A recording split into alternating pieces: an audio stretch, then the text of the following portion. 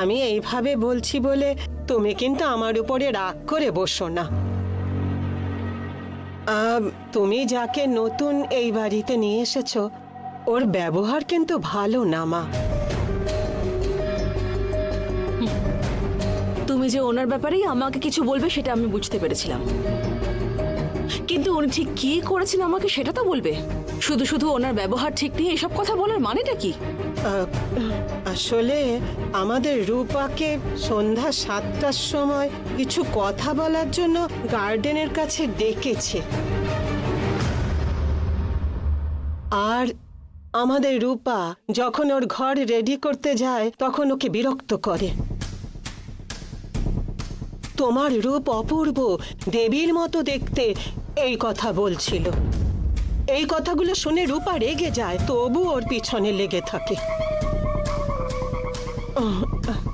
এই বাড়ির দায়িত্ব নাকি ওই লোকটার, ও যা যা করবে শিবানী নাকি কিচ্ছু বলবে না।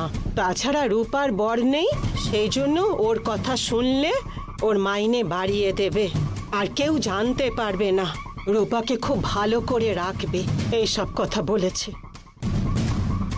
এই ধরনের কথা উনি বলতে পারেন সেটা আমার বিশ্বাস হয় না। তাও তোমার কথা শুনে আমি ওনাকে একবার চেক করার জন্য অবশ্যই যাব, কিন্তু যদি উনি এরকম কথা না বলে থাকেন, এরকম ব্যবহার না করে থাকেন, তাহলে আমি কিন্তু চুপ করে থাকবো না। এমনিতে আগে থেকেই তোমাদের যে ওনার এই বাড়িতে থাকাটা পছন্দ নয় সেটা আমি জানি।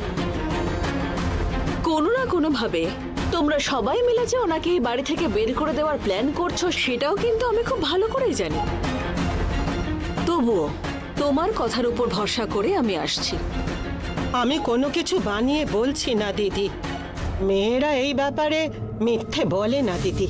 রূপার কথার উপরে আমার বিশ্বাস আছে, ও যদি মিথ্যে কথা বলে আমি যদি জানতে পারি, তুমি আমাকে যা শাস্তি দেবে আমি মাথা পেতে নেব। শাস্তি দেওয়ার বিষয় নয় কমলা মা, একটা মেয়ে যদি কোনো ছেলের উপরে প্রতিশোধ নেওয়ার কথা ভাবে তাহলে ওর হাবভাব ঠিক নেই, ও আমার সাথে বাজে ব্যবহার করেছে এসব বলাই কিন্তু একমাত্র রাস্তা। আর এটা খুব সহজও, তাছাড়া সবাই এটা বিশ্বাসও করে। এই জন্যই তোমাকে বলে দিলাম। না দিদি, তুমি এই ব্যাপারটা নিজে দেখো, সত্যি কথাটা তুমি ঠিক জানতে পারবে। যদি কথাগুলো মিথ্যে হয় তুমি যা সিদ্ধান্ত নেবে তাই হবে। ঠিক আছে, আসছি আমি। ঠিক আছে দিদি।